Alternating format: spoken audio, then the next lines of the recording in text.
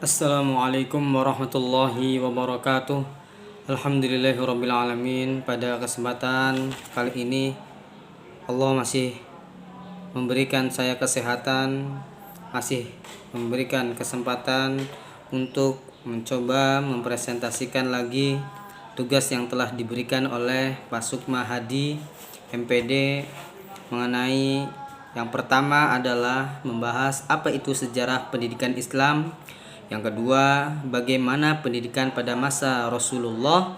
Kemudian dilanjut pertanyaan nomor 3 adalah bagaimana pendidikan pada masa Khulafaur Rasyidin.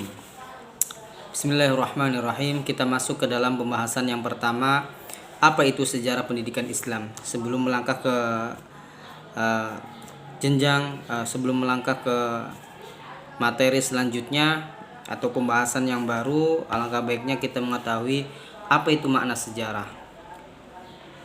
Sejarah adalah ilmu yang mempelajari peristiwa atau peristiwa yang sudah lampau, yang sudah terjadi, yang tidak akan pernah habis, mempunyai sifat keunikan. Jadi yang bisa memberikan pengetahuan dan kita ambil hikmahnya. Di peristiwa yang sudah lampau yang tidak akan pernah habis dan mempunyai sifat keunikan, dan sangat banyak pelajaran yang ada di dalam sejarah itu. Kemudian pendidikan Islam dilanjutkan dengan tentu pendidikan upaya usaha diri untuk menjadi manusia yang lebih baik lagi. Jadi peristiwa mengenai sejarah pendidikan Islam, peristiwa-peristiwa yang sudah lampau untuk mengenal pendidikan Islam. Kemudian bagaimana pendidikan pada masa Rasulullah. Wahyu pertama yang turun di muka bumi ini adalah surat Al-Alaq ayat 1 sampai 5 yang berbunyi, Iqra bismi rabbikal ladzi khalaqal insana min 'alaq, Iqra wa rabbukal akram alladzi 'allama bil qalam 'allamal insana ma lam ya'lam.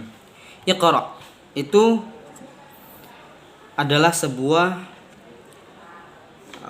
peringatan kepada kita untuk melek terhadap pendidikan, membaca situasi, menjadi orang yang cerdas, membaca buku, membaca Alkitab, membaca peristiwa-peristiwa sejarah yang telah lampau untuk kita ambil hikmahnya. Pendidikan di masa Rasulullah, karena Rasulullah adalah wakilnya Allah yang ada di bumi. Jadi pada masa Rasulullah segala permasalahan yang ada itu ketika sahabat tidak bisa menyelesaikan dengan sahabat lain, maka itu diadukan kepada Rasulullah. Jadi segala permasalahan yang ada di masa Rasulullah itu akan dikembalikan kepada Rasulullah.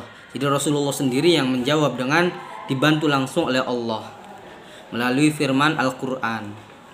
Jadi Rasulullah tidak berguru kepada siapa-siapa, namun Rasulullah langsung diberikan ilmu oleh Allah Subhanahu wa taala melalui malaikat Jibril. Makanya pada masa Rasulullah itu tidak ada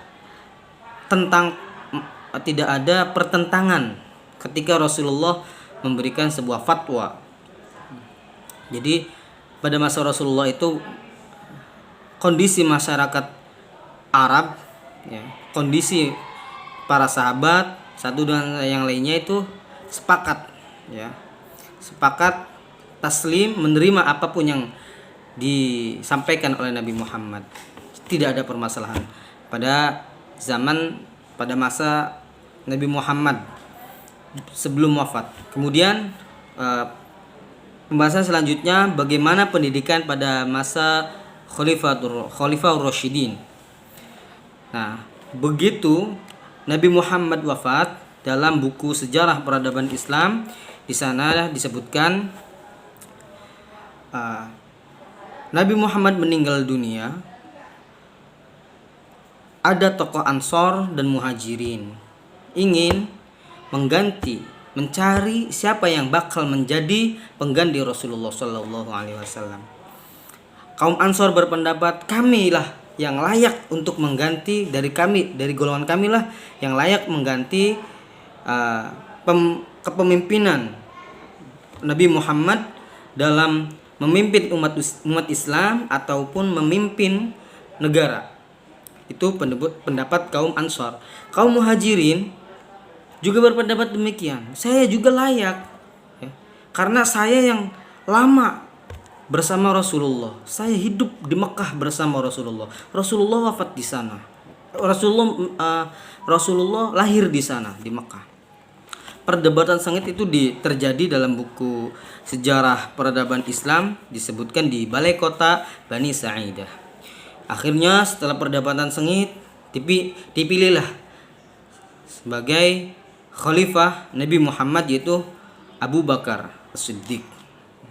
Abu Bakar menjadi khalifah pertama karena saking dekatnya dengan Nabi Muhammad dan orang yang pertama kali yang mengimani sebuah peristiwa besar, yaitu peristiwa Isra dan Mi'raj Nabi Muhammad SAW. Kemudian diangkat khalifah Abu Bakar ini. Setelah Abu Bakar meninggal, diganti Abu Bakar wafat, diganti oleh Umar ibn Khattab. Kemudian pada masa pendidikan Khalifah Rasyidin ini belum nampak. Cuman banyak sekali ketika Rasulullah wafat itu, banyak sekali orang-orang yang beriman tiba-tiba menjadi kafir kembali karena tidak percaya dengan kepemimpinan Abu Bakar dan tidak percaya apa yang menjadi peraturan dari sahabat Abu Bakar. Banyak sekali pertentangan pada zaman Abu Bakar. Abu Bakar meninggal diganti Umar meninggal diganti Utsman meninggal diganti Sayyidina Ali bin Abi Thalib. Nah, pada masa Abu Bakar sudah ada penyusunan Al-Quran. Al-Quran itu sudah ditulis di batu, di pelepah korma, di tulang dan lain-lain.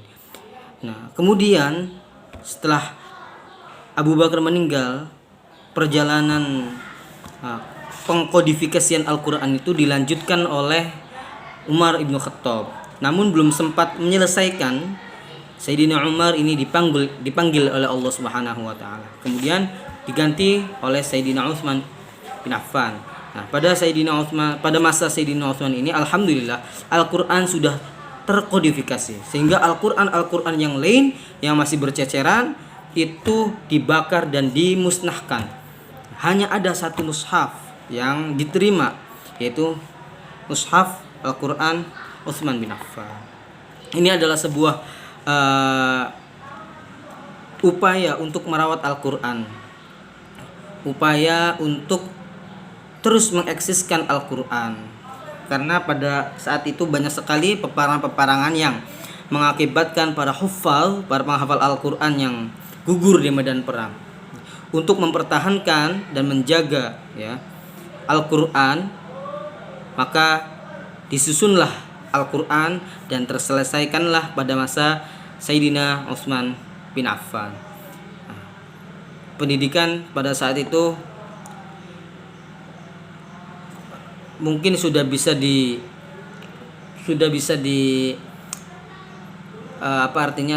diketahui dengan banyaknya para sahabat yang merawi Al-Quran, merawi hadis dan lain sebagainya.